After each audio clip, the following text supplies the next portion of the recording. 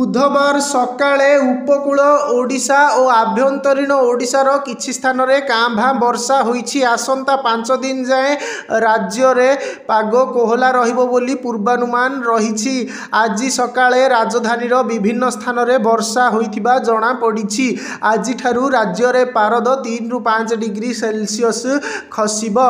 आसंता 3 दिन जाए राति तापमात्रा एभली रहिबो। कोरापुट और सुंदरगढ़ रे राति तापमात्रा 13 डिग्री को खसिबो। फुलबाणी रे 14 डिग्री रहिपारे। पाणीपाग विभाग एही पूर्वानुमान करिछि। बुधवार सुंदरगढ़ रे राति तापमात्रा 14.5, कोरापुट रे 14.6, केन्द्रापड़ा रे 15, दारिंगीबाड़ रे 16.5, अनुगुल रे 16.6, जगतसिंहपुर और खोर्धा रे 17, जाजपुर रे 17.2 और फुलबाणी रे राति तापमात्रा 17.5 डिग्री रेकर्ड होइथिला।